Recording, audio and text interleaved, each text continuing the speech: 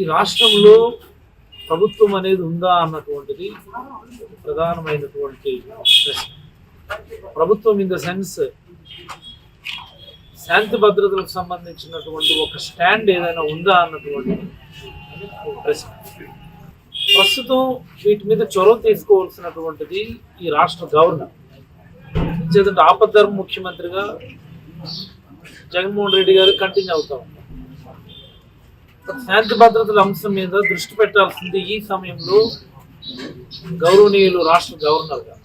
ఇది ఎప్పటి వరకు అంటే చంద్రబాబు నాయుడు గారు ఓటు తీసుకున్నారు. అంటే ఎంత అధ్వానంగా ఉంది అంటే ఈ రకమైనటువంటి పరిస్థితులు. మేము గవర్నమెంట్ రన్ చేసాం. జగన్మోహన్ రెడ్డి గారు ముఖ్యమంత్రిగా 5 ఏళ్ల కాలం ఉన్నారు. నేను ఇక్కడ ఎమ్మెల్యేగా ఉన్నాను, లేకపోతే మంత్రిగా ఉన్నాను.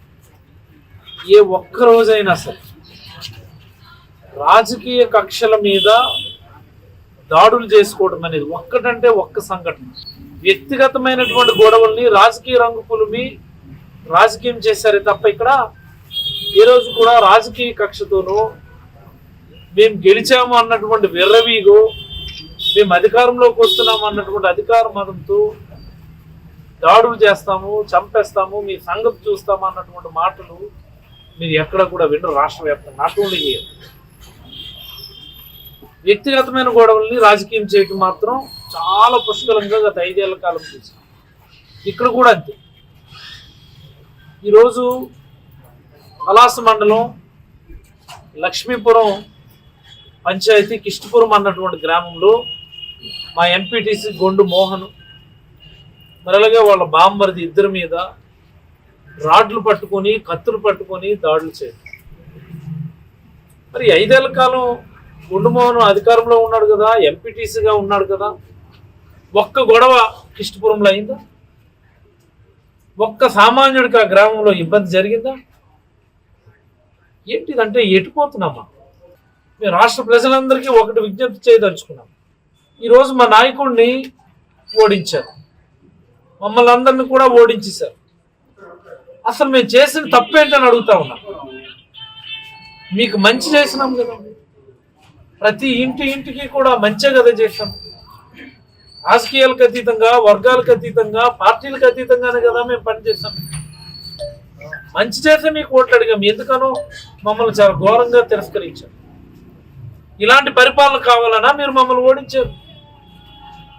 మీరు చూసుకోండి, రాష్ట్ర వ్యాప్తంగా ఏ గ్రామంలో అయినా, ఏ మండలంలోనైనా, ఏ నియోజకవర్గంలోనైనా సోషల్ మీడియా హ్యాండిల్స్ ఒకసారి చెక్ చేయండి. గ్రామాలకు సంబంధించిన సోషల్ మీడియా హ్యాండిల్స్ చెక్ చేయండి. మీ అంతు చూస్తాం అన్నటువంటి వర్డ్కి తగ్గి ఏదైనా ఉంటే నాకు చెప్పండి. ఇదే పంట. మన నియోజకవర్గం గురించి మాట్లాడితే నిన్న ఒక వైసీ ప్రముఖుడికి ఇంటికి వెళ్ళి తెలుగుదేశం పార్టీ మనుషులు నేరుగా ఇంటి లోపలికి వెళ్ళి బెదిరించవచ్చు. మీరు ఆల్రెడీ విషయాలు కూడా మీరు తీసుకొని ఉంటారు. మొన్న ఒక వైసీ ప్రముఖుడి ఇంటికి వెళ్ళి బెదిరించొచ్చున్నారు. ఈరోజు కిష్టపురంలో ఇలాగా. నిన్న మనసా మండలం పాతకోటలో అభిరామ్ అని బూత్ కన్వీనర్ ఆయన మీద దాడి చేస్తే ఆయన పాపం తప్పించుకొని పోలీస్ స్టేషన్కి వెళ్ళారు. మేము ఓడిపోయి ఉండొచ్చు, మీరు గెలిచి ఉండొచ్చు.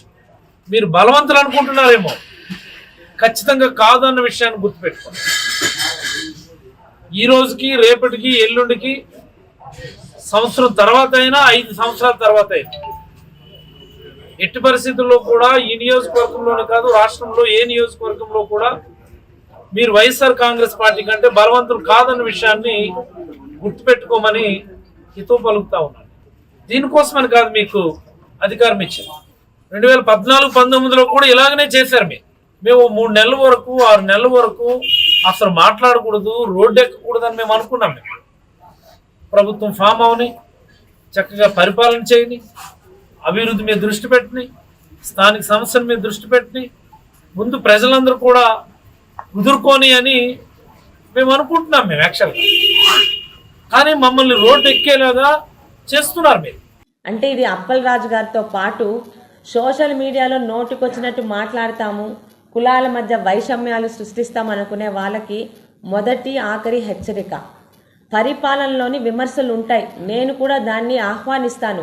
సద్విమర్శలు, ఆలోచింపరేగించే విమర్శలు, మేము చెప్పిన హామీలు ఏమన్నా అమలు జరగకపోయినా 6-7 ఏళ్ళప్పుడు కూడా ఎటువంటి నేను చెయ్యకపోయినా హుందాగా ప్రెస్ మీట్ చెప్పి పెట్టండి.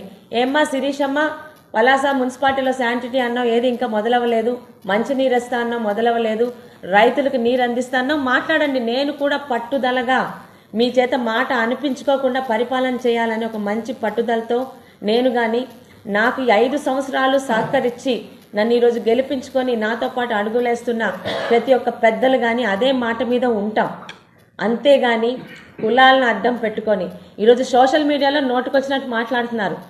ఆ పెద్ద మనుషుల పేర్లు కూడా చెప్తానండి. ఒక ఆయన పేరేంటండి, పివి సతీష్ గారు కానీ, ఒక తూముల శ్రీను అన్న వ్యక్తి కానీ, ముఖ్యంగా రాజా శ్రీకాంత్ అని కానీ ఇంకా 2-3 ఉన్నారు. నోటికొచ్చినట్టు మాట్లాడిన దానికి ఎవరైనా ఎందుకు మాట్లాడారంటే మన కులాల మీద దాడి చేసేస్తున్నారని అక్కడ గాంధీ మహాత్ములు ఒకరు కూర్చొని ఉన్నారు మన సెంటర్లో, అక్కడ నిల్చొని వికృత చేష్టలు చేయడం. చాలా స్పష్టంగా చెప్తున్నాను, సేఫ్ పలాస, సేవ్ పలాస. ఈ 4.5 సంవత్సరాలు మాట్లాడితే 104 సెక్షన్స్ 144 సెక్షన్లు పెట్టడం, లేకపోతే కర్ఫ్యూ విధించడం మీ అందరికీ తెలిసిన మాట.